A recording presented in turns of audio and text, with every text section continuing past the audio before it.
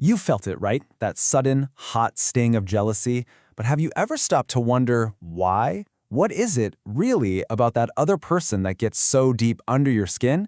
Well, today we're digging into the surprising answer, and it's hidden deep in our evolutionary past. Okay, so picture this. You're at a party, having a good time, and then you see it. Your partner laughing a little too hard with someone else. And that feeling that just washes over you? Yeah, that's not just you being insecure. It's an ancient signal. But what on earth is it trying to tell you? You know, we're so often taught to think of jealousy as this ugly thing, a personal weakness, a character flaw. But what if that's all wrong? What if, as science is now telling us, it's actually something much, much deeper? Think of it like a primal survival instinct, an alarm system, literally written into our DNA over millions of years. So to really understand this alarm, we have to go back in time. Way back. We've got to look at the incredibly high-stakes problems our ancestors were trying to solve, where choosing a partner was about so much more than just a little romance.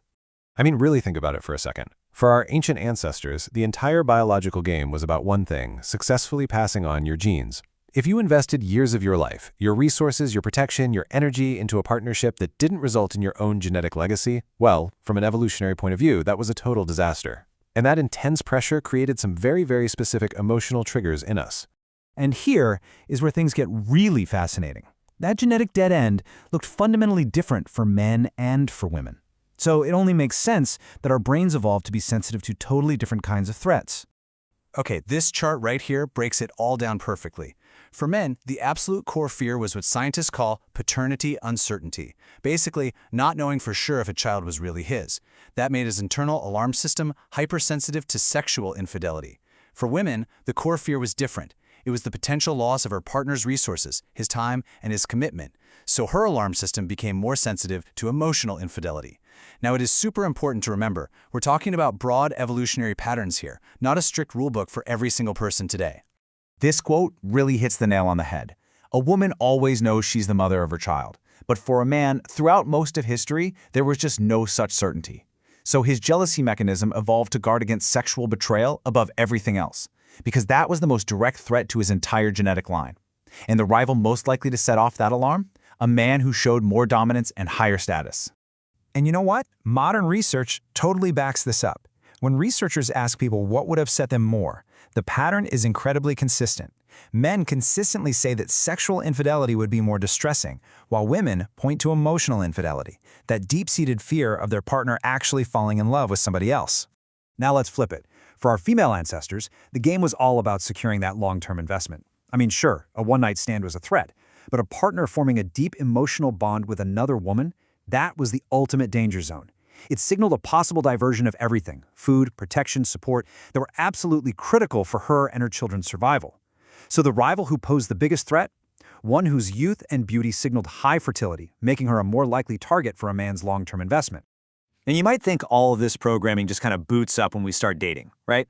Well, nope. It actually starts building from the very earliest moments of our lives.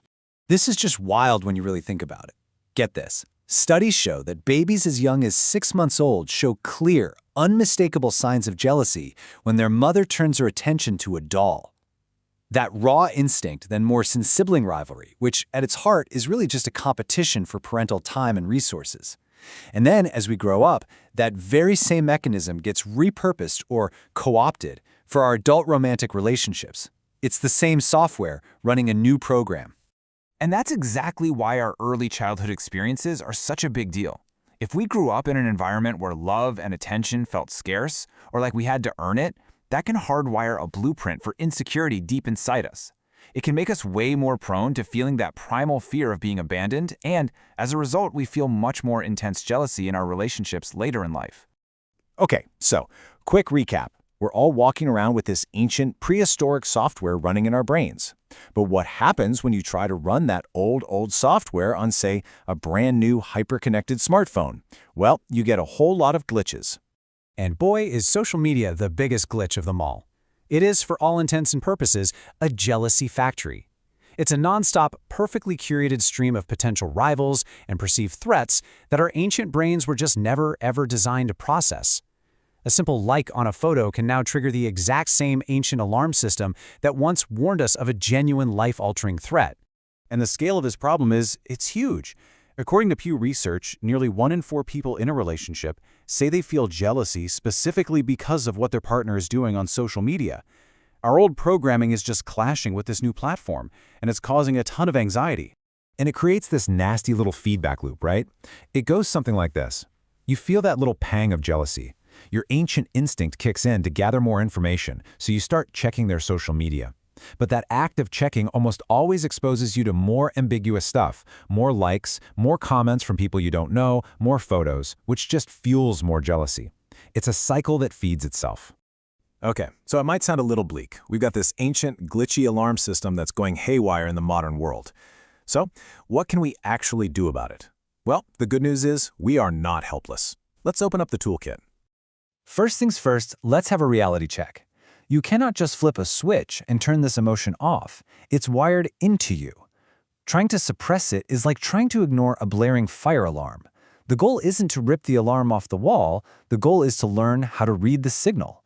Is this real, or is it just a little smoke from some burnt toast? So here's a really practical 3-step plan for your ancient brain. 1. When that alarm goes off, reframe it. Just pause and ask yourself, is this signal pointing to a real threat in my relationship, or is it actually just highlighting one of my own insecurities? 2. Shift your focus. Instead of obsessing over some rival, pour that energy back into yourself. Build your own sense of value. Chase your own goals. The more secure you are in who you are, the less threatened you'll feel by other people. And 3. Channel that powerful energy. Use any envy you might feel as motivation, as fuel for your own self-improvement. And that's the real magic right there. It's about taking this powerful, primal, and often really destructive emotional energy and transforming it, flipping it into a catalyst for positive change in your own life. So at the end of the day, that's what jealousy really is. It's a ghost in our machine. It's a human echo of these life-or-death survival problems our ancestors figured out a long, long time ago. But that echo is still ringing in our modern ears. And look, just understanding where it comes from, that's half the battle. Knowing it's a part of our shared human story gives us the power to decide that it doesn't have to write our future. For men, that ancient echo is the fear of a more dominant rival. And for women, it's a fear of a more beautiful one. So, knowing all this, it brings us right back to that very first question. The next time that hot wave of jealousy hits you, what is your ancient brain really trying to tell you? Which rival trait makes you most jealous? It's a fascinating thing to ask yourself.